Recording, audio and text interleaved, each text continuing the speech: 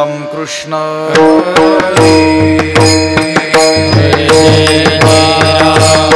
कृष्ण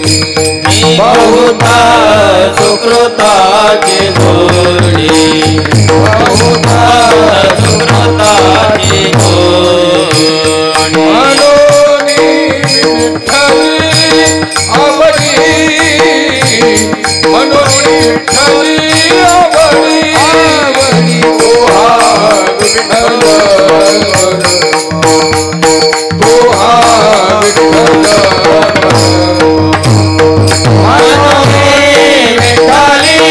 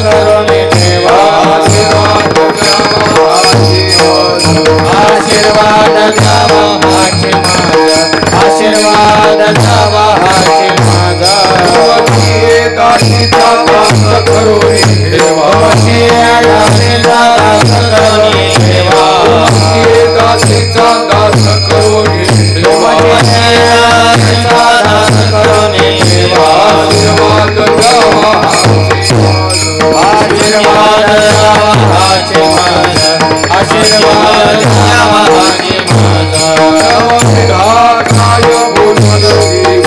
नवविधाताय बोलली भक्ती नवविधाताय बोलली भक्ती नवविधाताय बोलली भक्ती यावे माझे हाती संत जनी यावे माझे हाती संत जनी यावे माझे हाती संत जनी म्हणे तुमच्या पायाच्या धारे म्हणे तुमच्या पायाच्या धारे म्हणे तुमच्या पायाच्या धारे म्हणे तुमच्या पायाच्या धारे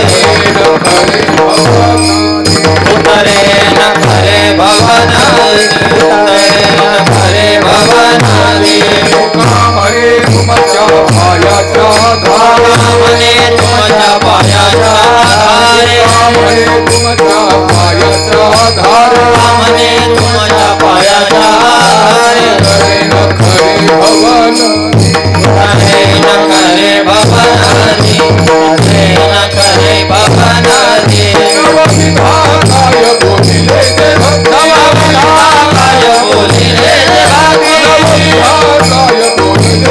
भक्ती नवविधाताय बोलिले जे भक्ती माझे हाती संत जनी माझे हाती संत जनी जावे माझे हाती संत जनी कुमार कुमार जय कुमार कुमार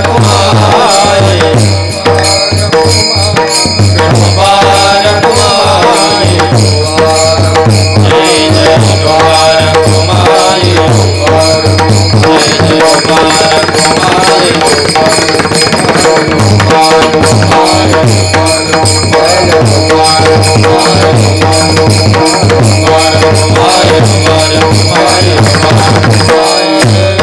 दासीचा दास करुणी ठेवा तुमचे दासीचा दास करुणी ठेवा आशीर्वाद द्यावा हाची मज नवविधा काय बोलली जी भक्ती द्यावी माझे हाती संतजनी तुका म्हणे तुमच्या पायाच्या आधारे उतरे न खरे भवनदी नवविधा काय बोलली जी भक्ती द्यावी माझे हाती संतजनी विठ्ठल विठ्ठल विठ्ठल श्रीकांतं कमलावरं वररुचिं श्रेष्ठं रमावल्लभं मोक्तारं कलिपङ्कमग्नजनता वृन्दस्य भक्तप्रियं गोगोपीगणवेष्टितं मधुरया वाण्यास्तुतं सज्जनैः तं भीमातटवासिनं प्रभुवरं श्री पांडुरंगं भजे पांडुरंगा करो प्रथमागमन पांडुरंगा करो प्रथमागमन पांडुरंगा करो प्रथमागमन पांडुरंगा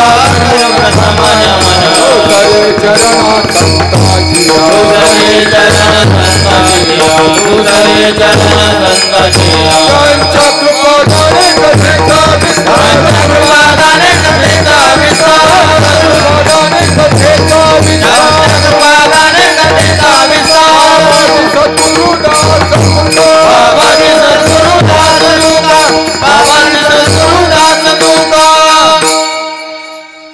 नमामि सद्गुरुं शान्तं सच्चिदानंद विग्रहं पूर्ण ब्रह्म परानंदमीशमालंदी वल्लभम् ओम नमो ज्ञानेश्वरा करुणाकरा दयाळा तुमचा अनुग्रह लाधलो पावन झालो चराचरी नमो सद्गुरु तुकया ज्ञानदीपा नमो सद्गुरु सच्चिदानंद रूपा नमो सद्गुरु भक्त कल्याण मूर्ती नमो सद्गुरु भास्करा पूर्ण कीर्ती अखंड मंडलाकारं व्याप्तं येन चराचरं तत्पदं दर्शितं येन तस्मै श्री गुरवे नमः जयांची केली स्मरण होय सकळ विद्यांचे अधिकरण तेची बंधू श्रीचरण श्री गुरूंचे ते नमस्कारोनी आता तुमची दासीचा दास करुणी ठेवा आशीर्वाद द्यावा हाची मज नवविधा काय बोलली जी भक्ती द्यावी माझे हाती संतजनी प्राप्तस्थळी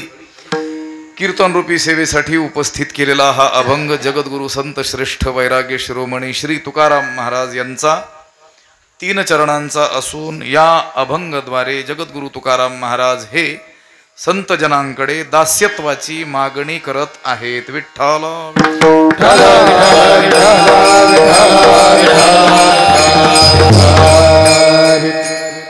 या जायगुडे आखाडा साईनाथ नगर या ठिकाणी हा अखंड हरिनाम सप्ताह आणि ग्रंथराज ज्ञानेश्वरीचा पारायण सोहळा आयोजित केलेला आहे. त्याचं निमित्त मूर्ती प्राणप्रतिष्ठा आणि कळश पूजन सोहळा हे आहे.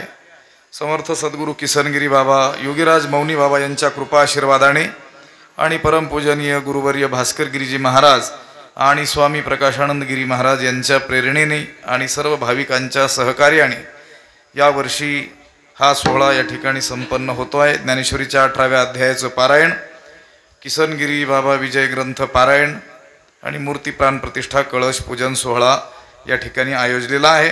आमच्यासोबत आलेले आमच्या ज्ञानेश्वर महाराज ट्रस्टचे ज्येष्ठ विश्वस्त माऊली महाराज शिंदे, पूजनीय स्वामीजी, आणखी महात्मे या ठिकाणी उपस्थित आहेत आणि सर्वांच्या उपस्थितीमध्ये आपल्या हाती असलेली जी वेळ आहे त्यामध्ये या अभंगाचा काहीसा भाव पाहण्याचा आपल्याला प्रयत्न करायचा आहे. कीर्तन लक्षपूर्वक ऐकावं लागेल तर कळेल म्हणण्याच्या ऐवजी तरच कळेल. आणि कीर्तनादिकातून काही हास्य विनोद याची अपेक्षा न केलेली बरं राहील, नाहीतर मग भ्रमनिरास होण्याची दाट शक्यता आहे. या अभंगाचा शब्दशः अर्थ मी आपल्याला एकदा सांगतो. तुकाराम महाराज संत जनांसमोर हात जोडून उभे आहेत आणि तुकोबाराय संतांना म्हणतात, हे संतजन हो, तुम्ही तुमचा मला दास करून घ्या आणि हे शक्य नसेल तर तुमच्या दासीचा का होईना पण मला दास करून ठेवा. जर माझं कदाचित तेवढं पुण्य नसेल की तुमचं दास्यत्व मला मिळावं, काही हरकत नाही. तुमच्या पदरी असलेली जी दासी, इथे दासी शब्द हा दास शब्दाचंच उपलक्षण आहे. दासी शब्दाचा इथे अर्थ दास असाच आहे. आणि कोणी जर आग्रहानं म्हणेलच दुराग्रहानं मग दासी शब्द स्त्रीलिंगी का वापरला तर त्याचं देखील उत्तर चिंतन करताना देणारच आहोत. तुमच्या पदरी असलेली दासी किंवा जो दास आहे त्याचा दास मला तुम्ही करून ठेवा आणि माझ्यासाठी हाच आशीर्वाद असणार आहे. काय म्हणतात? आशीर्वाद द्यावा हाची मज, हाच आशीर्वाद, याला आशीर्वादही म्हणतात. हाच आशीर्वाद तुमच्याकडून मला हवा आहे असं म्हणतात आणि मागतात काय? दास्यत्व. आता दास्यत्वाला कोणी आशीर्वाद मानतंय का जगामध्ये? स्वामी होण्याला, मालक होण्याला लोक आशीर्वाद मानतात किंवा तसाच आशीर्वाद मागतात. इथं तुकोबाराय म्हणतात, मला ह्याच आशीर्वादाची अपेक्षा आहे की हे संतजन हो, तुमच्या दासीचा दास करून मला ठेवा. आणि हे संतजन हो, तुम्ही ज्या स्थितीला पोहोचलेला आहात, ज्या भक्ती मार्गाचं आचरण करून त्या भक्ती मार्गाचं रहस्य तुम्ही जाणत आहात.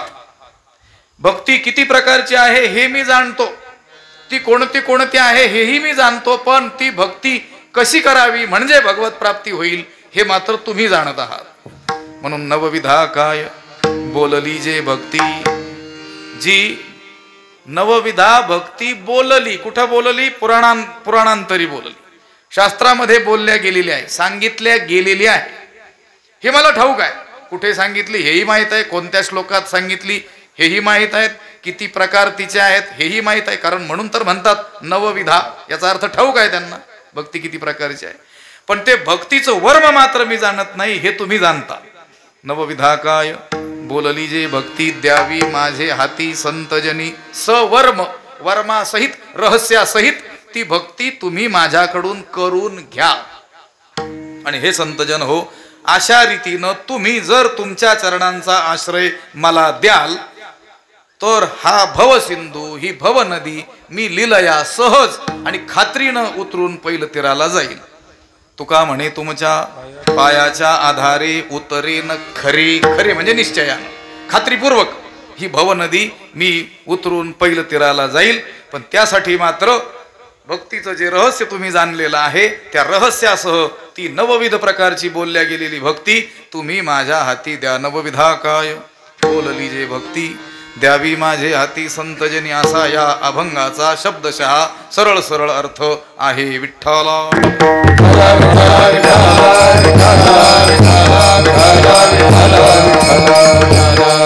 आपला हा जो वारकरी संप्रदाय आहे हा सेवेचा संप्रदाय आहे. या ठिकाणी सेवेला महत्व आहे म्हणून कीर्तन रूपी सेवेकरिता निवडलेला अभंग असं आपण म्हणतो. आता ती सेवा असते की नसते हा वादाचा मुद्दा आहे, पण म्हणतो तरी आपण कमीत कमी. लक्षात आलं का? भजन सेवा, कीर्तन सेवा, हरिपाठ ही देखील सेवा. पहिल्या दिवशी असो की शेवटच्या दिवशी असो, ते सकाळी असो की मध्यान्हाला असो की रात्री असो, 2-4 लोकात केलेला असो की 4 लाख लोकात केलेला असो, शेवटी ती देवाची काय आहे? सेवा आहे. आपला संप्रदाय सेवेला महत्व देतो. म्हणून ज्यावेळेस आमची नियुक्ती झाली होती, झाली न झाली तोच एका ठिकाणी आमच्याबद्दल बोलल्या गेलो, हे आता उद्या परवा नेवास्याचे मठाधिपती होणार. आम्ही थांबवलं त्यांना बोलताना. लक्षात आलं का? आपलं पद कशाचं आहे? सेवेचं आहे. सेवे लागी सेवक झालो, तुमच्या लागलो निज चरणा. लक्षात आलं का? संप्रदायात आल्यानंतर पूर्वीची माणसं अपेक्षा करायची की आता मला कुणाची सेवा भेटेल, मला कुणाची सेवा करायची संधी मिळेल, अशी अपेक्षा करायची. कोण? पूर्वीचे लोक. कधी? संप्रदायात प्रवेश केल्या केल्या. आणि संप्रदायामध्ये प्रवेश देखील त्यासाठीच केला जायचा. कशासाठी? सेवेसाठी. मला कुणाची तरी काय मिळेल? सेवा. ज्ञानोबरायांची सेवा, संतांची सेवा, वारकऱ्यांची सेवा मला करायला भेटेल, अशी अपेक्षा त्या काळचा साधक जो नवीन प्रविष्ट होणारा करायचा. संतांनी बघा स्वतःला काय म्हणून घेतलं? ज्ञानोबरायांनी काय म्हटलं? निवृत्ती दास. आम्ही कोण आहोत? निवृत्तीनाथांचे दास आहोत. सर्व संतांनी आम्ही पांडुरंगाचे कोण आहोत? दास आहोत. जोग महाराज, गुरुनाम गुरु जोग महाराज कोणाला पत्र वगैरे लिहिलं तर खाली सही करायचे. काय लिहायचे? संत दासानुदास विष्णू नरसिंह जोग. किंवा आम्ही दैवाचे दैवाचे, आम्ही दैवाचे दैवाचे, आम्ही दैवाचे दैवाचे, आम्ही दैवाचे दैवाचे, दास पंढरी रायाचे, दास पंढरी रायाचे, दास पंढरी राया. आम्ही दैवाचे दैवाचे, आम्ही दैवाचे दैवाचे, हे दास पंढरी रायाचे, दास पंढरी रायाचे, आम्ही दैवाचे दैवाचे, आम्ही दैवाचे दैवाचे, दास पंढरी राया,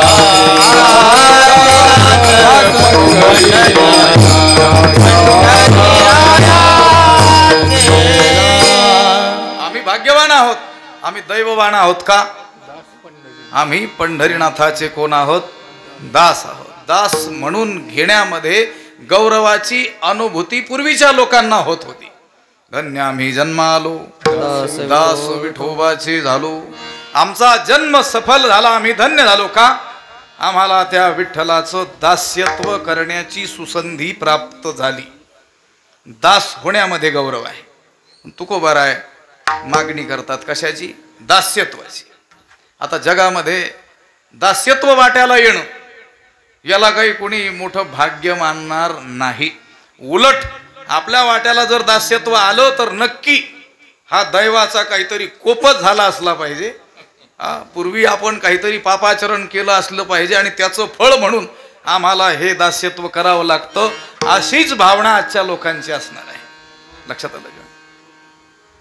पण तुकोबाराय मात्र काय करतात? दास्यत्वाची मागणी करतात. जगामध्ये कोणीही दास होऊ इच्छित नाही, कुणालाही दास व्हावं वाटत नाही. जगस्पृहे आस्पद एक सार्वभौम पद, न मरणे निर्विवाद जगापढी. जगातील प्रत्येक प्राणी, मनुष्य प्राणी इच्छा करतो. काय इच्छा करतो? एक सार्वभौम पद म्हणजे राजा होण्याची इच्छा करतो. स्वामी, मालक, सत्ताधीश होण्याचीच प्रत्येक जण काय करतो, इच्छा करतो. दास कोणीही होऊ इच्छित नाही. का होऊ इच्छित नाही? त्याच्या मागं कारण आहेत. विनाकारण कुणीही कोणत्याही एखाद्या सिद्धांताप्रत पोहोचत नाही. जगातील लोक दास होऊ इच्छित नाहीत ना, त्याच्या मागं कारण आहेत. काय कारण आहेत? अहो, दास्यत्व म्हणजे दुःख. दास होणं आणि दुःखी होणं एकच गोष्ट झाली. लक्षात आलं का? अगदी लहान बालक सुद्धा कोणाचाही दास होऊ इच्छित नाही. मानसशास्त्र आहे, त्याच्यामध्ये न्यूनगंड शब्दाची व्याख्या केली. लक्ष दिलं तर तरच कळेल. 2 भागामध्ये विभागलेली ही व्याख्या आहे. त्याचा एक भाग आत्ताच्याला उपयोगी आहे. काय व्याख्या आहे न्यूनगंड शब्दाची? त्यांनी सांगितलं, उपजतच स्वगौरवाची तीव्र असलेली भावना आणि त्याच्यामध्ये प्लस, त्याच्यात मिळवायचं काय? स्वसामर्थ्याच्या उणिवेची जाणीव. त्यातून न्यूनगंड निर्माण होतो. कळालं नसेल मलाही ठाऊक आहे. भलं मी मराठी बोललो तरी कळालं नाही, ही प्रगती आहे आपली. लक्षात आलं? काही संस्कृत बोलू, मराठीत व्याख्या केली. उपजतच स्वगौरवाची तीव्र असलेली भावना, त्यात स्वसामर्थ्याच्या उणिवेची जाणीव एकत्र झाली की न्यूनगंड होतो. असो, तुम्ही काही भयगंड बाळगू नका. आपल्याला अर्धी व्याख्या उपयोगाची आहे. मनुष्यामध्ये आपला गौरव व्हावा ही भावना उपजत आहे. म्हणून लहान बालक सुद्धा कुणाचा दास होऊ इच्छित नाही. त्याला कोणी काम सांगितलेलं आवडत नाही. आपल्यावर कोणी सत्ता गाजवावी हेही त्याला आवडत नाही. उलट आपण काम सांगावं आणि लोकांनी ऐकावं अशीच त्याची भावना असलेली दिसते. बालमानसशास्त्राचा अभ्यास केला तर थोडस आपल्या लक्षात येईल. कधी कधी लहान बालक काही कारण नसताना उगाच वेडपटपणा करतात. ठीक आहे, त्यांना काही हवं असेल, आपण दिलं नसेल, मग त्यांनी वेड्यासारखं केलं तर समजू शकतो. पण कधी कधी काहीही कारण घडलेलं नसताना तर ते वेड्यासारखं करतात. त्याच्या मागं त्यांच्या अंतःकरणात भावना असते की मी हे असं केलं तर घरचे माझी जी हुजरी करतील, तुला काय हवं काय नको, आमच्याकडून काही चुकलं का असं विचारतील. आणि मग त्याला काय होईल, आतोनात आनंद होईल.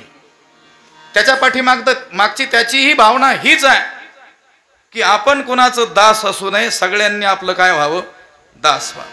दास्यत्व म्हणजे दुःख, हे मी बोलून गेलो. दास्यत्व म्हणजे पारतंत्र्य. पण दास शब्दाचा अभिप्राय लक्षात घेताना दास शब्दाचे जे पूर्वी अर्थ सांगितलेले आहेत तेच लक्षात आणावे लागतील. तुम्हाला वाटेल दास म्हणजे नोकर, चूक गोष्ट आहे. दास म्हणजे रोजाचा गडी, अजिबातच चूक आहे. रोजाचा गडी वेगळा, नोकर वेगळा, दास वेगळा. दास शब्द समजून घ्यायचा असेल तर परकीय भाषेतील एक शब्द आहे गुलाम. गुलामांची काय व्हायची पूर्वी, विक्री व्हायची. माणसं विकली जायची. गुरढोरं वस्तू पदार्थ विकले जातात त्याप्रमाणे माणसं विकली जायची. एखादा राजा दुसऱ्या राजाला दुसऱ्या भेटवस्तू त्याला भेट म्हणून देत असताना कधी कधी 1000-500 दास्या सुद्धा काय करायचा, भेट द्यायचा. त्यांची काय व्हायची, विक्री व्हायची. स्वयं विक्रीत देहस्य सेवकस्य कुतः सुखम, शास्त्राने सांगितलं. स्वाभिप्राय परोक्षस्य परचित्तानुवर्तिनः स्वयं विक्रीत देहस्य सेवकस्य कुतः सुखम. जो दास आहे ना त्याला स्वतःचं मत मांडण्याचा अधिकार नाही. मला असं वाटतं असं त्याने म्हणायचं नाही. तो कितीही हुशार असला, कोण, दास, आणि त्याचा मालक कितीही महामूर्ख शिरोमणी असला तरी देखील त्याने असं म्हणायचं नाही मालक हे असं नाही, बोलायचंच नाही. कारण तो कोण आहे, दास आहे. स्वाभिप्राय परोक्षस्य, स्व अभिप्राय स्वतःचं मत त्याला मांडता येऊ शकत नाही. परचित्तानुवर्तिनः, त्याच्या चित्तात येईल, त्या मालकाच्या मनात येईल तसं त्याला काय करावं लागतं, वागावं लागतं. स्वयं विक्रीत देहस्य, स्वतः जो देहानं विकल्या गेलेला आहे असा दास, सेवकस्य कुतः सुखम, त्या सेवकाला त्या दासाला कसलं आलंय सुख, विठ्ठल.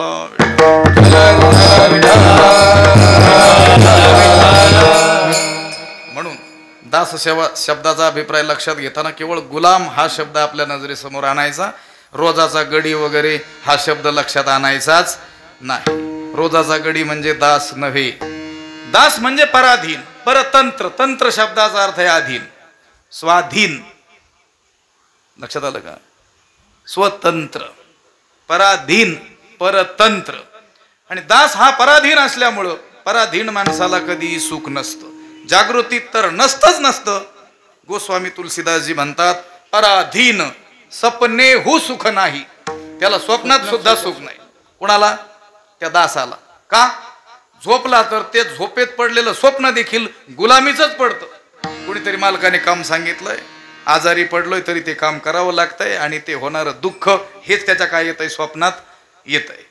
ते तुकोबाराय म्हणतात दुःख ते काही जे नाही स्वप्नाशी, त्यांची गोष्ट वेगळी आहे. पण जो दास आहे, जो पराधीन आहे, त्याला सुख स्वप्नात सुद्धा पाहायला मिळत नाही. पराधीन सपने हु सुख नाही. का बरं सुख नाही? नाथ महाराज तर म्हणतात पराधीनाला सुख असतं असं म्हणणाराच महामूर्ख आहे. पराधीनाशी सुख आहे म्हणे तो केवळ मूर्ख. सोली व दुःखाचे दुःख अवश्य देख पराधीना. नाथ महाराज म्हणतात जो म्हणतो दासाला सुख आहे, गुलामाला सुख आहे, परतंत्र माणसाला सुख आहे, असं म्हणणारा कोण आहे? तो केवळ मूर्ख, निव्वळ मूर्ख. 99% वगैरे नाही, 100% मूर्ख. लक्षात आलं का? कारण सोलीव दुःखाचे दुःख, निव्वळ दुःख त्याच्या वाट्याला आहे. सोलीव दुःख, भेसळ मुक्त दुःख, सुखाचा कण देखील त्याच्यात नाही, असं निव्वळ दुःख त्याच्या वाट्याला येतं. कोणाच्या? दासाच्या. ही गोष्ट जगातील लोकांना ठाऊक आहे, म्हणून कुणीही दास होऊ इच्छित नाही. त्या व्यासांनी तर सांगितलं, त्यांच्या नावावर एक श्लोक येतो. ते म्हटले ही 5 माणसं जिवंत असून मेल्यासारखीच असतात. कोण 5 माणसं? त्यांनी सांगितलं दरिद्रो व्याधितो मूर्खः प्रवासी नित्यसेवकाः जीवंतोपि मृताः पंच व्यासेन परिकीर्तिताः. व्यासांनी असं सांगून ठेवलं ही 5 माणसं जिवंत असून मेल्यात जमा असतात. कोणते? दरिद्रो व्याधितो मूर्खः प्रवासी नित्यसेवकाः. पहिला सांगितला दरिद्री, धनहीन मनुष्य. तो जिवंत असूनही मेल्यासारखं, त्याच्याकडे कोणीच लक्ष देत नाही. निर्धन मनुष्य. दरिद्रो व्याधितः, व्याधीनं पिडलेला, रोगांनी जर्जर झालेला तो मनुष्य देखील जिवंत असून मेल्यासारखा असतो. जिवंतपणाचं कोणतंच सुख त्याला उपभोगता येत नाही. दरिद्रो व्याधितो. तिसरा सांगितला मूर्खः, आपला उपयोग लोक त्यांच्या स्वार्थासाठी करून घेत आहेत, हेही ज्यांना कळत नाही असे मूर्ख. लक्षात आलं का? आता कळतील आपल्याला 2-4 महिन्यातच प्रत्येक गावात किती किती मूर्ख आहेत. लक्षात आलं का? असं आहे. सकाळी बोललो होतो आम्ही. लक्षात आलं का? शब्द दिला जातो, तुमचं काय करू? काम करू. काम नाही करत, ते कामच करतात तुमचं. मूर्ख हा, मूर्ख मनुष्य सुद्धा जिवंत असून मेल्यासारखाच असतो. दरिद्रो व्याधितो मूर्ख हा. चौथा सांगितला प्रवासी. नित्य प्रवास ज्याला करावा लागतो तो जिवंत असूनही मेल्यासारखाच असतो. लोकांना वाटतं बरं गाडीत बसून फिरतात. येता का 5-6 दिवस येतात? एक मुंबईची चक्कर जाऊन जर आले तर पुन्हा गाठच घेणार 1-2 महिने. लक्षात. प्रवासी. त्या शास्त्रामध्ये प्रश्नोत्तर आलेले आहेत. गुरूंना विचारलं शिष्याने किम सुखम, हे गुरु तुमच्या दृष्टीनं सुख म्हणजे काय? काय उत्तर दिलं माहित आहे? अप्रवास गमनम, प्रवासाला न जाणं हेच सुख आहे. विठ्ठला.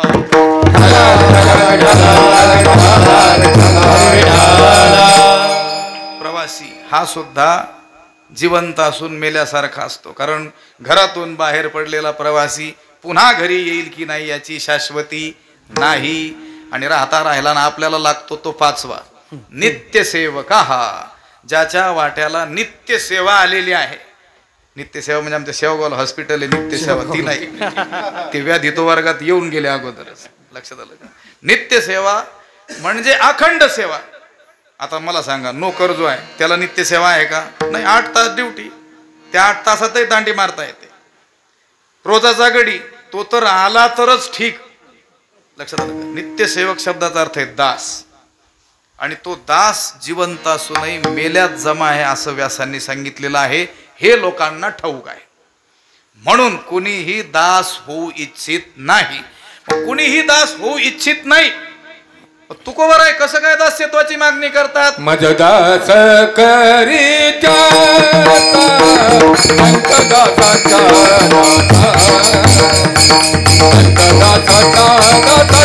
मज दास करी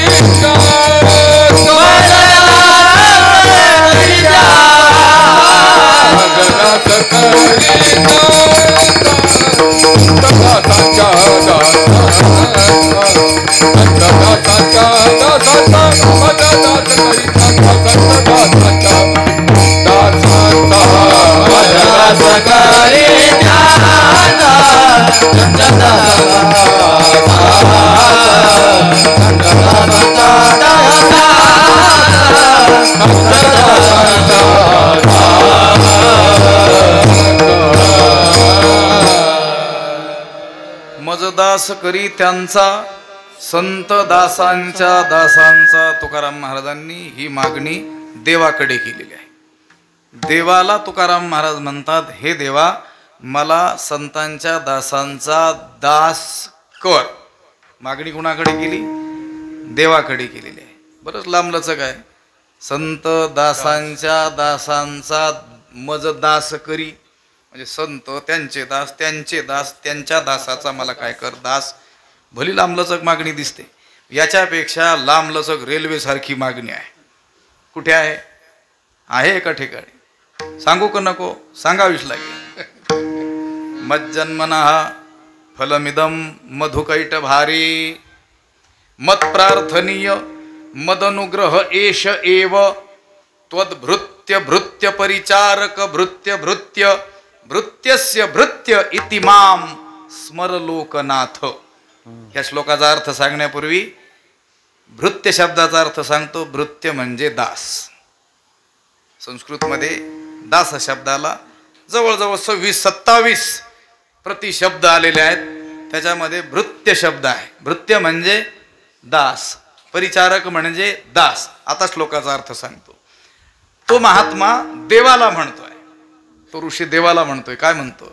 मज्जन्मनः फलमिदं मधुकैट भारे. हे मधु आणि कैटभ दैत्यांचा शत्रू असलेल्या हे विष्णू. मज्जन्मनः इदं फलम. कैटभ दैत्यांच्या वैरी असलेल्या हे विष्णू, मला माझ्या जन्माचं फळ मिळालं असं मानी. कधी? अजून. मज्जन्मनः फलमिदं मधुकैट भारे मत प्रार्थनीय मदनुग्रह एष एव. माझी केलेली प्रार्थना सफल झाली असं मी मानीन. मदनुग्रह एष एव. माझ्यावर हे देवा तुम्ही अनुग्रह केला, हाच अनुग्रह माझ्यावर केला असं मी मानीन. कधी? त्वद्भृत्य भृत्य परिचारक भृत्य भृत्य भृत्यस्य भृत्य इति माम स्मर लोकनाथ. हे देवा तुझा जो दास आहे, त्याचा जो दास आहे, त्याचा जो दास आहे, त्याचाही जो दास आहे, त्याचा जो दास आहे, त्याच्या दासाचा दास मला केलं तर विठ्ठला.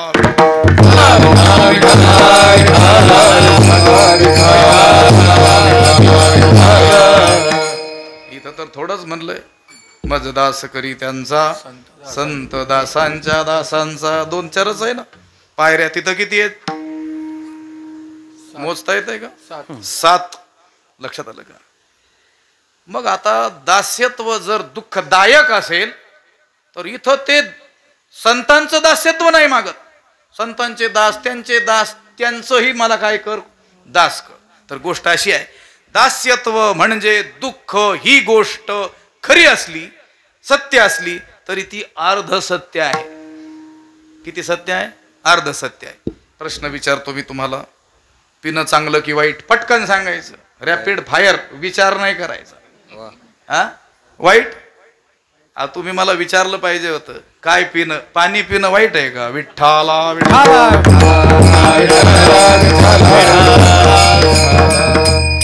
मी प्रश्न काय केला? पिणं चांगलं की वाईट? मग काय फक्त दारूच पिली जाते का जगात? दूध पिलं जातं, ज्यूस पिलं जातं, चहा कॉफी इत्यादी पिले जातं, आणि पाणी तर पिलं जातच. तुम्ही प्रश्न विचारायला पाहिजे होता, काय पिणं? तसं दास्यत्व म्हणजे दुःख ही गोष्ट खरी, पण प्रश्न विचारला पाहिजे, कुणाचं दास्यत्व म्हणजे दुःख? विठ्ठला.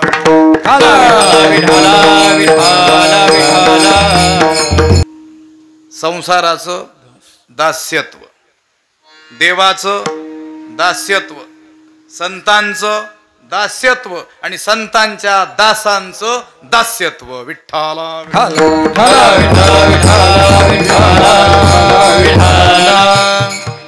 मग अशी बोलून गेलो, धन्य आम्ही जन्मालो, दास विठोबाचे झालो, आम्ही दैवाचे दास पंढरी रायाचे. हे देवाचं दास्यत्व. पहिला प्रकार मी सांगितला होता संतांचं संसाराचं दास्यत्व. हा, दास्यत्व म्हणजे दुःख ही गोष्ट खरी, पण ते संसाराचं दास्यत्व म्हणजे दुःख. कारे दास होसी संसाराचा खरा, दुःखाचे डोंगर भोगवया.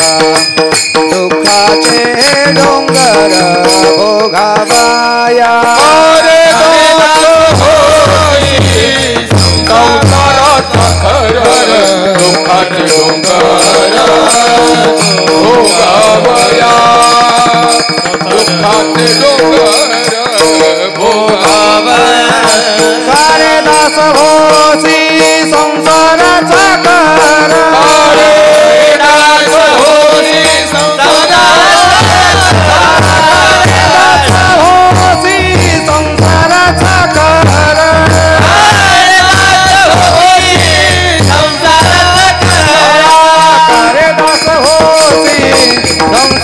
घर दुःखाचे डोंगर भोगावया दुःखाचे डोंगर भोगावया दास होसी संसाराचा दुःखाचे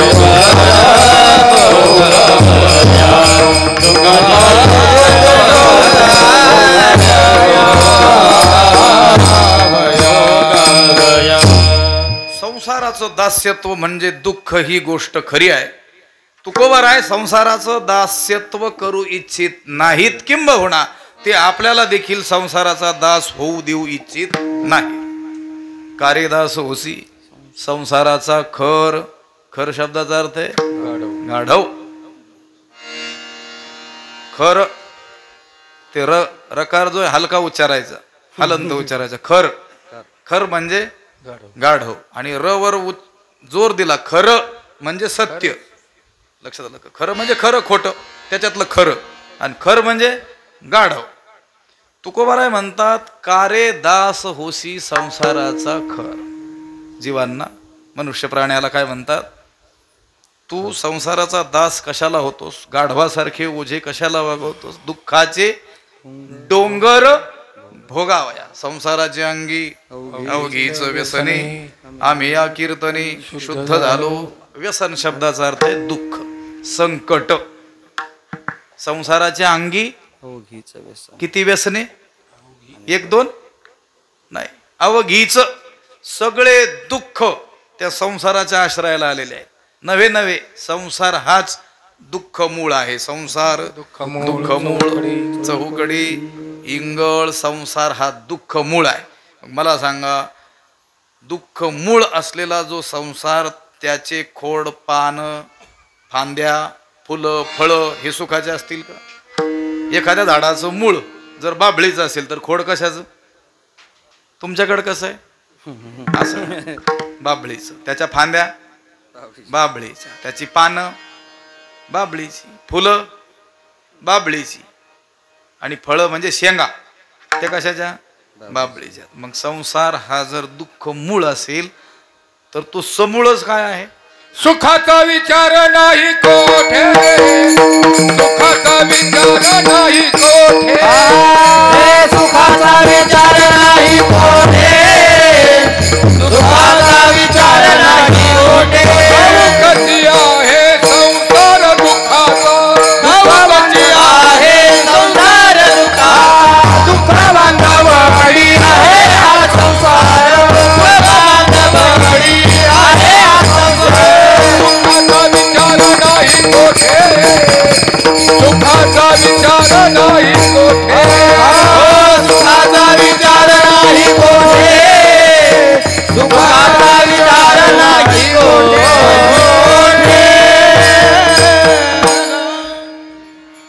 दुःख बांधवडी आहे हा संसार, सुखाचा विचार नाही कोठे. हे त्यांना ठाऊक आहे. ठाऊक जे आहे आपल्याला नाही. आपल्याला ठाऊक नसल्यामुळं तर अवघड लक्षात आलं. आपल्याला फक्त त्यांना ठाऊक आहे एवढंच ठाऊक आहे. हे लक्षात आलं. तुकोबारायांना संसार दुःखाचा आहे हे ठाऊक आहे. एवढंच आपल्याला ठाऊक आहे की तुकोबारांना ठाऊक आहे म्हणून. लक्षात आलं. ठाऊक जे आहे संसार दुःखाचा, मग ठाऊकच जर असता खरोखरच तर त्याच्याकडे प्रवृत्ती झाली असती का? उलट तरी झड झडवणी वहिला ये भक्तीची वाटेला ज्या पावसी अव्यंग निज धाम माझे. कल्पना करायला हरकत नाही. तुम्ही म्हणाल कल्पनाच करायची तर चांगली करता येत नाही का ह्या बाबाला? कल्पना करा, आपण कीर्तन ऐकायला बसलेली मंडळी किंवा आम्ही कीर्तन करणारी मंडळी, साथ देणारी मंडळी, आपल्यापैकी कोणाच्या अंगावर आता भला मोठा विंचू येऊन पडला, पडू नये. कल्पना काय म्हणू आपण, पड बाबा आता थोड्या वेळ तर राहिला, कीर्तन झाल्यानंतर बघू असं म्हणू नाही. ते कीर्तन बंद पडलं तरी चालेल, मग पहिलं याला काय करून टाकू, झटकून टाकू. का, त्यानं केलेल्या दंशानंतर होणाऱ्या वेदनेची कल्पना आपल्याला आहे, ठाऊक आहे. लक्षात, ठाऊक असल्यामुळं त्याच्याशी काही संग न करी रे संग. लक्षात आलं का, त्याचा कोणी संग करू इच्छित नाही. अगदी त्याचप्रमाणे संतांना हा संसार दुःखाचा आहे हे त्यांनी जाणलेलं असल्यामुळं झडझडोनी वहिला निघे भक्तीची वाटेला. त्या योगदर्शनाच्या भाष्यामध्ये याचा थोडासा विचार केलेला आहे. संतांचं अंतःकरण आणि संसारिकाचं अंतःकरण याचा विचार त्यांनी मांडलेला आहे. आपल्या शरीराला जेवढे अवयव आहेत त्याच्यातला डोळा हा सगळ्यात नाजूक अवयव आहे. त्या डोळ्यामध्ये जैसा कणू आणू तोही न समाई. डोक्यावर जर एवढी बचकभर माती टाकली तरी काही वाटणार नाही, पण डोळ्यात जर त्या मातीचा एक कण गेला तरी देखील खुपल्याशिवाय राहणार नाही. सगळ्यात संवेदनशील अवयव म्हणजे डोळा. या डोळ्याच्या ठिकाणी आहे संतांचं मन. आणि सगळ्यात कठोर अवयव शरीराचा आहे पायाची टाच. ती कोण्या माणसाच्या, ज्याला चप्पलच घालणं ठाऊकच नाही अशा माणसाच्या. म्हटलं इथं उदाहरण कशाला दिलं, त्यांनी सांगितलं एखादा माणूस असा उपडा झोपला, डोळे उघडलेले आहेत आणि त्या उघड्या डोळ्यावर अत्यंत कोमल मानल्या गेलेल्या गुलाबांच्या पाकळ्या टाकल्या तरी देखील डोळ्याला इजा होण्याचा संभव आहे. आणि मी सांगितलेला मनुष्य, त्याची जर टाच असेल, त्याच्यावर पाकळ्या नाही, ते फुलं नाही, फुलाचे पोते जरी आणून टाकले तरी देखील त्याला त्याची जाणीव होणार नाही. हे कशासाठी सांगितलं, संतांचं अंतःकरण, साधकाचं अंतःकरण त्या डोळ्याप्रमाणे आणि संसारी पुरुषाचं अंतःकरण त्या टाचेच्या ठिकाणी आहे. थोड्याशा संसार दुःखाच्या जाणीवेनं तो झडझडोनी वहिला निघ. कोण, तो साधक. आणि दुःखाचे डोंगरच्या डोंगरा येऊन आपटले तरी देखील हे असंच असतं असं म्हणून त्याला सहन करणारा संसारी. विठ्ठला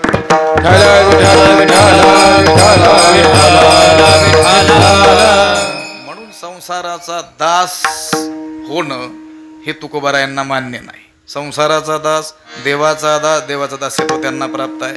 तिसरं सांगितलं होतं संतांचा दास, सर्व भावे दास झालो त्यांचा संतांचा दास.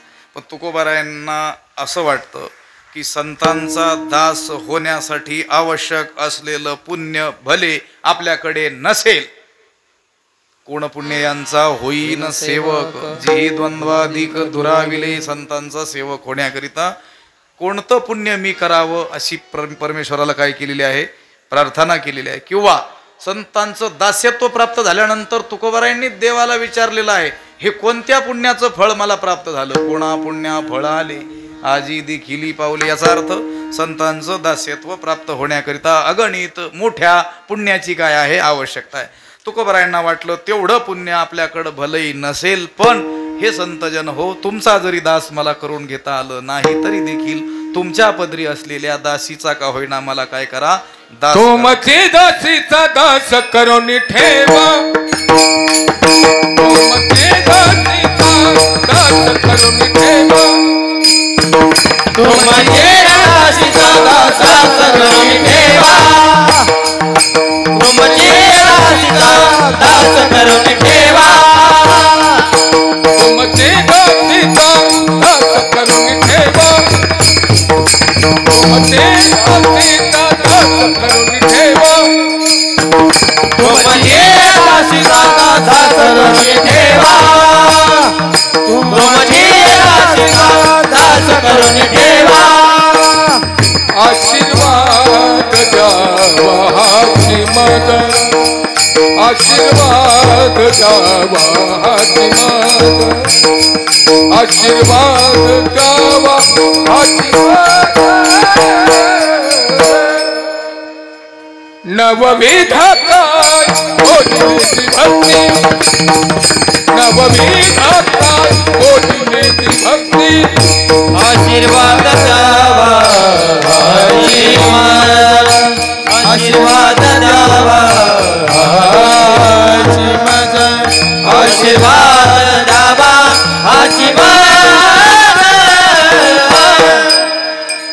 नवविधा काय बोलिले जे भक्ती नवविधा काय बोलिले जे भक्ती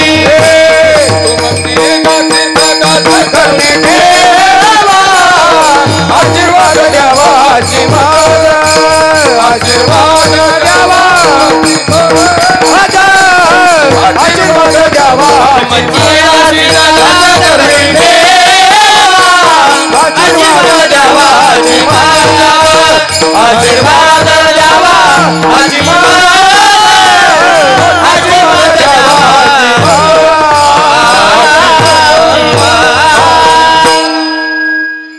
तुमची दासीचा दास करून ठेवा आशीर्वाद द्यावा हाची मज आशीर्वाद शब्द पुन्हा हाची शब्द याच्याकडे आपल्याला लक्ष द्यावं लागेल. मागितलंय काय दास्यत्व कुणाचं संतांच्या दासीचं दास्यत्व आणि त्याला काय म्हणतात हाच आशीर्वाद तुम्ही मला द्या. आता व्यवहारामध्ये दास्यत्व प्राप्त होणं याला कोणाचा तरी शाप मानतात पण तुकोबाराय मात्र संतांच्या दासीचं दास्यत्व प्राप्त होणं याला काय म्हणतात आशीर्वाद मानतात. कारण संसारामध्ये जरी आपण स्वामी झालो मालक झालो तरी देखील तो शेवटी संसाराचाच काय असतो दास असतो. प्रभू झाला तरी संसाराचा दास. प्रभू शब्दाचा तिथं अर्थ सत्ताधीश स्वामी मालक. तो जरी मालक झालेला असला तरी शेवटी दास आहे. तो कुणाचा संसाराचा दास आहे आणि संसाराचा तो दास झालेला असल्यामुळं त्याला संसाराचं दास्यत्व करावं लागेल दुःख भोगावं लागेल. एक श्लोक आहे पहा 2-3 ठिकाणी तो येतो भागवतामध्ये देखील आहे योग वासिष्ठामध्ये देखील थोडंसं रूप बदलून आलेलं आहे. आशाया हा ये दासाः ते दासाः सर्व लोकस्य आशा येषां दासी तेषां दासाय ते लोकाः. त्याचा अर्थ सांगतो आशाया हा ए दासाः जे आशेचे दास आहेत ते दासाः सर्व लोकस्य त्यांना सगळ्या जगाचं दास्यत्व करावं लागतं. का मनामध्ये काय आहे आशा आहे. आशा उपजली अनंतासी नीच वामनत्व आले त्यासी. त्याला देखील नीचत्व प्राप्त झालं. देवाला सुद्धा आशा निर्माण झाली. तर म्हणून आशेचे जे दास आहेत त्यांना सगळ्या जगाचं दास्यत्व करावं लागतं. पण आशा येषां दासी पण आशा ज्यांची दासी आहे तेषां दासाय ते लोकाः सर्व जग त्यांचं दास्यत्व करतं. विठ्ठला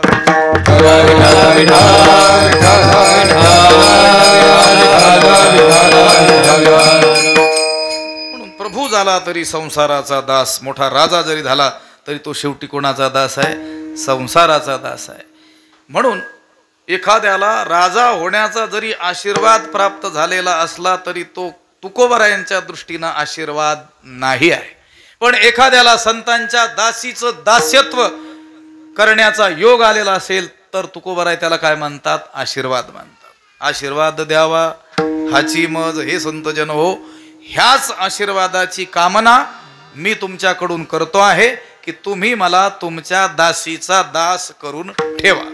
मी सांगितलं होतं दासी शब्द या अभंगामध्ये उपलक्षण आहे. दासी शब्दाचा अर्थ दास आहे. पण कोणी म्हणेल मग सरळ दास शब्द वापरायचा. तुमची दासाचा दास करून ठेवा दासी शब्द का वापरला. असा आडमुठा कोणी मनुष्य भेटेल तर त्यालाही त्याचं समाधान आपल्याला करता येईल. भले बाबा तू म्हणतोस ना तुमची दासीचा दास करून ठेवा. तुकोबारायांनी संतांकडे मागणी केली हे संतजन हो तुमच्या पदरी असलेल्या दासीचा मला दास करून ठेवा. खरं आहे तुझं म्हणणं.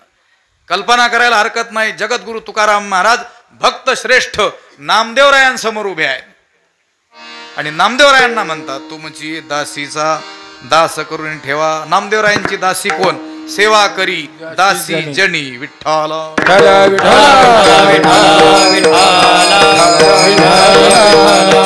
व्यवहारातला मालक व्यवहारातला स्वामी त्याच्या दासाला कधीही स्वामी बनवत नाही.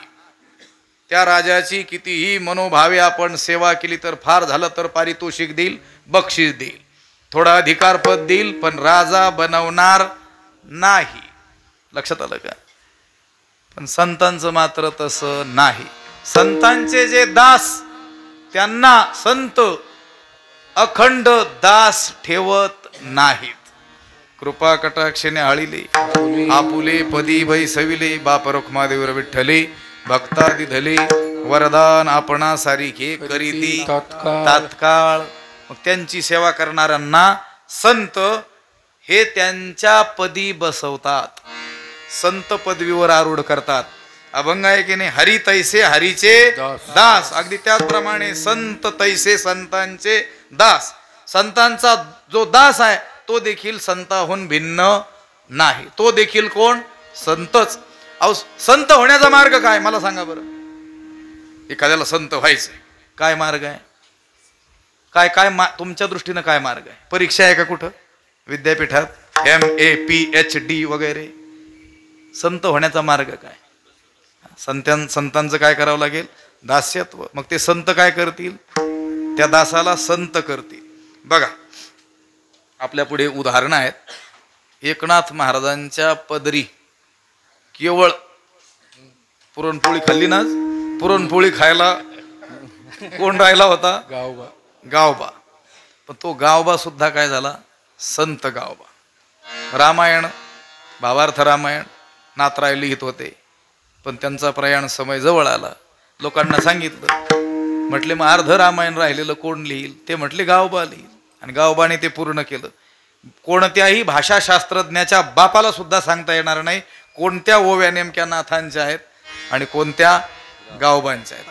आपुले पदी बैसविले तो माझा स्वामी मी तुझा रंग, तो माझा स्वामी मी तुझा रंग, तू माझा स्वामी मी तुझा रंग, तू माझा स्वामी मी तुझा रंग. पाहता न दिसे वेगळी का, पाहता न दिसे वेगळी का, वेगळी का. तू मना जाऊ दे, मी तू मना जाऊ दे. पाहता न दिसे वेगळी का, पाहता न दिसे वेगळी का, नदी तू मना जाऊ दे, मी तू मना जाऊ दे.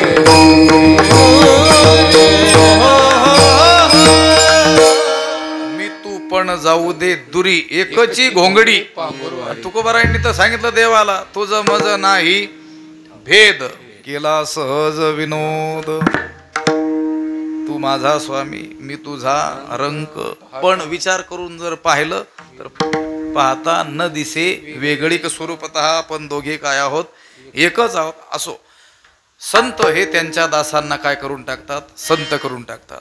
म्हणून संतांचं दास्यत्व काय आणि संतांच्या दासांचं दास्यत्व काय? लाभ तोच होणार आहे. म्हणून चतुराईनं तुकोबाराय संतांकडे मागणी करतात, तुमची दासीचा दास करून ठेवा. भलेही हे संतजन हो, तुमचा दास मला करून घेता आलं नाही, हरकत नाही, पण तुमच्या पदरी असलेल्या दासीचा तरी मला काय करा?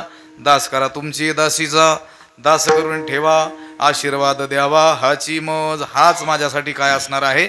आशीर्वाद असणार आहे. हे संतजन हो, तुम्ही जी भक्ती करून, ज्या भक्ती मार्गाचं आचरण करून या स्थितीला पोहोचलेला आहात, ती भक्ती किती प्रकारची आहे हे मी जाणतो. पुराणांतरी आपाततः काही श्रवण घडलेलं असल्यामुळं, कीर्तनादिकातून ऐकलेलं असल्यामुळं भक्ती ही 9 प्रकारची आहे हे मी जाणतो. तुका म्हणे नवविध भक्ती जाणे तोची शुद्ध. भक्ती किती प्रकारची? 9 प्रकारची. कोणते 9 प्रकार? श्रवणम कीर्तनम विष्णोः स्मरणम पादसेवनम अर्चनम वंदनम दास्यम सख्यम आत्मनिवेदनम. ही 9 प्रकारची भक्ती पुराणांतरी सांगितल्या गेलेली आहे हे मला ठाऊक आहे. पण भक्ती किती प्रकारची आहे हे ठाऊक असणं म्हणजे भक्त असणं असं नव्हे. माझं बोलणं लक्षात येतंय? कीर्तन करता येणं म्हणजे संत असणं असं नव्हे. बोलले लक्षात येतंय की भूक लागल्या सगळ्यांना. एखाद्याला भक्तीचे फक्त प्रकार ठाऊक आहेत, श्रवण भक्ती, कीर्तन भक्ती, स्मरण भक्ती, आणि त्या एका एका भक्तीच्या प्रकारावर व्याख्यान करता येतं 1-1 तास 2-2 तास अस्खलित. लोकांनी ते ऐकलं, लोक म्हटले हा फार मोठा भक्त असला पाहिजे. तसं काही नाही. अमृताची गोडी पुढीला सांगसी, आपण उपाशी मरोनिया. तुकोबर आहे. एकानं व्याख्यान केलं, अमृत किती गोड आहे, त्याच्या व्याख्यानाचा विषय. लोक ऐकता ऐकता विचार करत होते, नक्की हा अमृत पिऊन आलेला असला पाहिजे. व्याख्यान झाल्यानंतर त्यांना विचारलं, महाराज इतकं अस्खलित व्याख्यान केलं, अमृताची गोडी, अमृताचं माधुर्य तुम्ही वेगवेगळ्या रीतीनं पटवून सांगितलं, तुम्ही नक्की अमृत पिलेले असले पाहिजेत. त्याने सांगितलं, अमृत काय, अमृत तुल्य सुद्धा प्यायला मिळालं नाही म्हटले. तो म्हटला, अमृताची काय गोष्ट घेऊन बसले, म्हणजे आपण उपवासी मरतोय आणि दुसऱ्याला अमृताची गोडी सांगतोय. बोलणं आणि असणं याच्यात काही तारतम्य असेलच असं नाही. म्हणून भक्तीचे प्रकार ठाऊक असणं म्हणजेच भक्त असणं असंही नाही. तुकोबराय म्हणतात, भक्ती किती प्रकारची, 9 प्रकारची, हे मला ठाऊक आहे. पण ती भक्ती कशी केल्यामुळं आम्ही तुम्ही ज्या पदाला गेलेले आहात त्या पदाला पोहोचू, ती भक्ती वर्मासहित आमच्या हाती द्या. दुसऱ्या चरणात नवविधा काय बोलिले जे भक्ती, नवविधा काय बोलिले जे भक्ती, नवविधा काय बोलिले जे भक्ती, नवविधा काय बोलिले जे भक्ती, नवविधा काय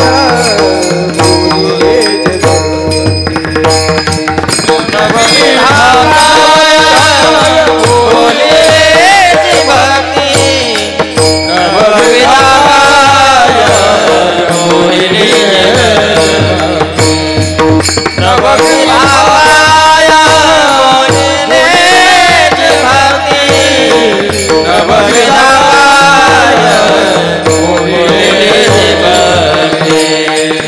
भक्ती, नवविधा काय बोलिले जे भक्ती, नवविधा काय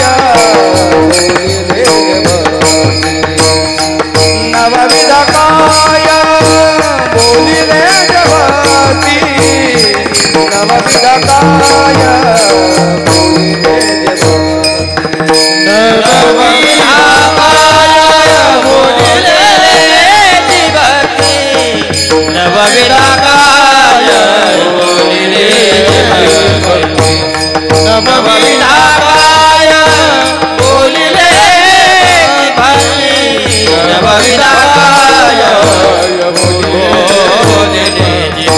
जावे माझे हाती संत जानी, जावे माझे हाती संत जानी, नवविधा काय बोलिले जे भक्ती, नवविधा काय बोलिले जे भक्ती, नवविधा काय बोलिले जे भक्ती, नवविधा काय बोलिले जे भक्ती.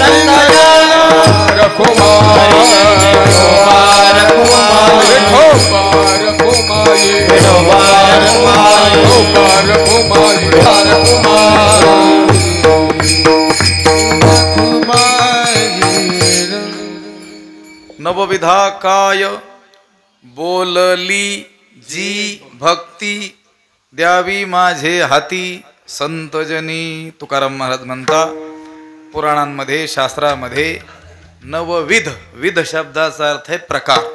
एकविध म्हणजे एक प्रकार, द्विविध म्हणजे दोन प्रकारचे, त्रिविध तीन प्रकार, चतुर्विध पंचविध, तसंच नवविध. आता ज्यांची प्राणप्रतिष्ठा केली त्या मारुतीरायांना देखील तुकोबारायांनी विनंती केलेली आहे. शरण शरण जी हनुमंता तुम्हालो किंवा तुझा लो रामदूता, काय भक्तीच्या त्या वाटा मज दावाव्या सुभटा. ज्यावेळेस तुकोबाराय मारुतीरायांकडे ही मागणी करतात त्यावेळेस त्यांना भक्तीचे प्रकार ठाऊक नाहीत, म्हणून म्हणतात काय भक्तीच्या त्या वाटा. वाटा म्हणजे प्रकार. किती प्रकार आहेत हे मारुतीराय तुम्ही मला समजावून सांगा. पण आजचा जो अभंग आहे त्यावेळेस ज्यावेळेस तुकोबाराय संतांच्या समोर उभं राहतात त्यावेळेस तुकोबारायांना भक्तीचे किती प्रकार आहेत हे ऐकून ठाऊक आहे.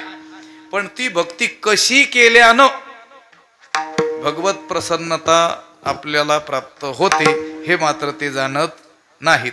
कारण भक्तीचं वर्म जाणता आलं पाहिजे आणि ते फक्त संत जाणतात. भक्तीचे ते वर्म जयाची हाती तया घरी शांती क्षमा दया. आणि भक्तीचं वर्म कोणी जाणलेलं आहे? संतांनी. भक्ती कशी केल्यानं देव कृपा करतो हे कोण जाणतात? संत. म्हणून संतांनाच विचारून आपण भक्ती करूयात. या दृष्टीनं तुकोबाराय म्हणतात नवविधा काय बोलली जे भक्ती द्यावी माझे हाती संतजनी. हे संतजन हो, 9 प्रकारची बोलल्या गेलेली जी भक्ती आहे ती सवर्म वर्मासह रहस्यासह तुम्ही माझ्या हाती द्यावी, म्हणजे माझ्याकडून ती भक्ती करून घ्यावी. विठ्ठला विठ्ठला विठ्ठला विठ्ठला विठ्ठला. सद्गुरु वैकुंठवासी वक्ते बाबा म्हणायचे की कीर्तन प्रवचन तास दीड तास त्याच्यात एवढ्या या महान अभंगांचे अर्थ, सगळा अर्थ कसा काय सांगितला जाऊ शकेल. म्हणून कीर्तन प्रवचन योजना आहे कोणती? गरिबी हटाव योजना. आम्ही म्हणायचो बाबा योजना गरिबी हटाव का असेना पण तिच्यात भ्रष्टाचार तरी नको. लक्षात आलं? कमीत कमी जे अभंगात आलंय ते तरी सांगितलं पाहिजे. अभंग नावापुरता घेऊन दुसरीच नावं घेत बसण्यात काय अर्थ आहे? बोललेलं लक्षात येत आहे का? कीर्तन कशासाठी आहेत? संतांचं हृदगत समाजाच्या भाषेत त्यांना कळेल या भाषेत त्यांच्यापर्यंत पोहोचवण्याकरता. म्हणून कीर्तन ऐकत असताना श्रोत्यांनी देखील अपेक्षा हीच ठेवावी की कीर्तनकाराने अभंगाचा व्यवस्थित अर्थ सांगावा, अभंगाच्या संबंधानं बोलावं, अभंग नीट सोडावा नाही. लक्षात आलं का? नवविधा काय बोलली जे भक्ती द्यावी माझे हाती संतजनी. आणि हे संतजन हो, अशा रीतीनं तुम्ही मला तुमच्या चरणांचा आश्रय द्या. आणि तुम्ही तुमच्या चरणांचा आश्रय अशा रीतीनं मला दिला तर ही भयंकर असलेली भवनदी मी निश्चयानं उतरून पैल तीराला जाईल. अभंगाचं शेवटचं चरण. विधी काय बोलले जी भक्ती नवविधी काय बोलले जी भक्ती नवविधी काय बोलले जी भक्ती नवविधी काय बोलले जी भक्ती.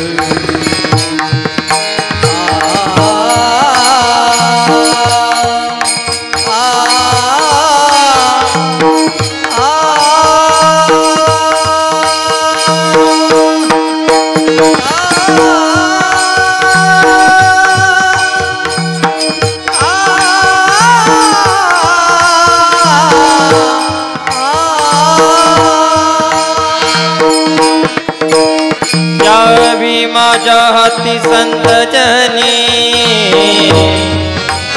द्यावी माझ्या हाती संत जनी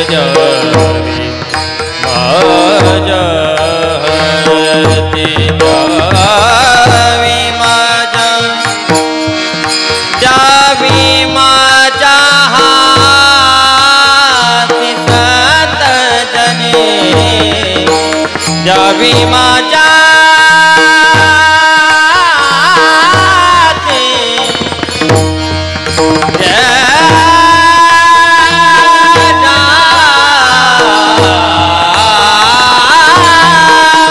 द्यावी माझ्या हाती संत जनी द्यावी माझ्या संत जाने जावी माझ्या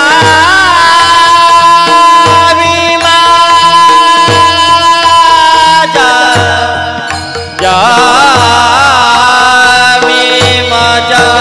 जने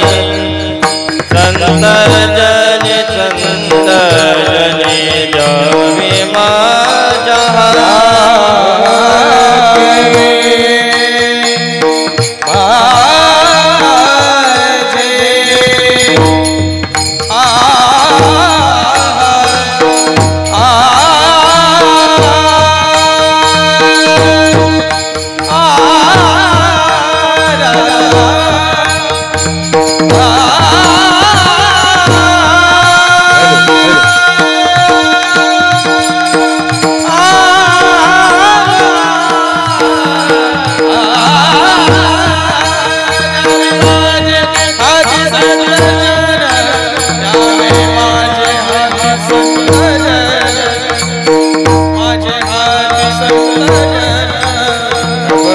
माझ्या बोलिले जी भक्ती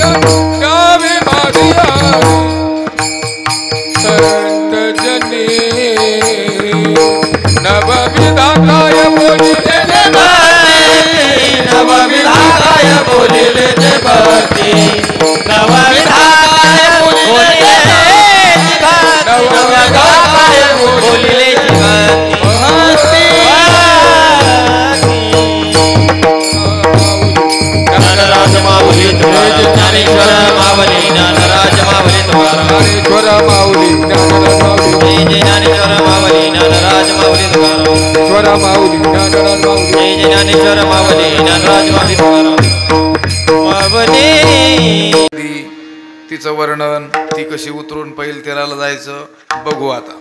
लक्षात आलं का? ह्याच नदीला पूर आला तर उतरून पैल तेराला जाणं कठीण आहे. भव नदी तर खूप मोठं वर्णन ज्ञानोबारायांनी केलेलं आहे. माया मेतान तरंती, ते त्या तरंती पदावर मोठं विस्तृत व्याख्यान ज्ञानोबारायांनी केलेलं आहे. एथ एकच लीला तरले जे सर्व भावे मज भजले तया इलीच थडिये सरले माया जळ. पण पुढे जया सद्गुरु तारू पुढे, हे पद महत्वाचं आहे. म्हणून संतांनी त्यांच्या चरणाचा आश्रय आपल्याला दिला तर आपण ही माया नदी सहज लीलेनं निश्चयानं उतरून पैल तीराला जाऊ. तुका म्हणे तुमच्या पायाच्या धारे उतरे न खरी भवनदी नवविधा काय बोलली जे भक्ती द्यावी माझे हाती संतजनी. या अभंगाचा काहीसा विचार करण्याचा आपण या ठिकाणी आपल्या हाती असलेल्या वेळेमध्ये प्रयत्न केला. हे साईनाथ नगर जायगुडे आखाडा या ठिकाणी मारुतीरायाच्या मूर्ती प्राण प्रतिष्ठेच्या निमित्तानं चालू असलेल्या या सोहळ्यामध्ये जागराची ही कीर्तन सेवा करण्याचा योग किंवा सुसंधी म्हणा या तुम्हा सर्व लोकांच्या माध्यमातून योगाने काही लोकांच्या माध्यमातून आमच्याकडे आली. झालेली सेवा भगवंताच्या चरणी अधिष्ठात्री देवता असलेल्या मारुतीरायांच्या चरणी साधू संतांच्या चरणी समर्पित करून वाणीला पूर्ण विराम देऊया. विठाल जय जय विठाल जय विठ्ठल जय जय विठ्ठल